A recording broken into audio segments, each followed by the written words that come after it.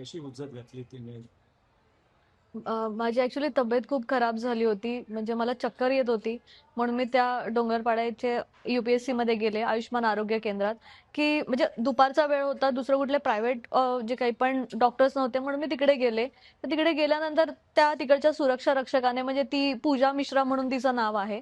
So तिने मला सांगितलं, की "पहिला चप्पल बाहेर काढ." तर मी गेले आणि चप्पल बाहेर काढून आले.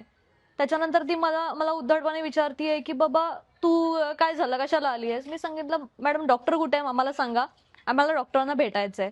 ती सांगते, "अरे मला सांगायला तुला काय प्रॉब्लेम आहे? तू बोल ना." मी सांगितलं, "मॅडम तुम्ही पहिला नीट बोला.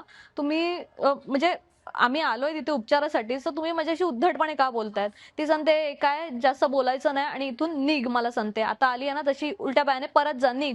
मी बोलली, "मॅडम निघ का बोलतायत तुम्ही आम्हाला? आम्ही इथे उपचारासाठी आलोय आणि तुम्ही आम्हाला निघ बोलतायत." त्याच्यानंतर मी बोलली, "मॅडम डॉक्टरांना बोलवा." मग माझाही थोडासा आवाज चढला. ती सांगते, "काय आवाज काय चढवते?" आणि माझ्या डायरेक्ट अंगावरती धावून आली मारण्यासाठी आणि तिने हातही उचलला माझ्यावरती. मला इथे नखं तिने मारलेली आहेत, चप्पल काढून तिने मारलेलं आहे. त्याच्यामुळे मला आणि मग त्याच्यामध्ये आणखीन माझी तब्येत खालावली.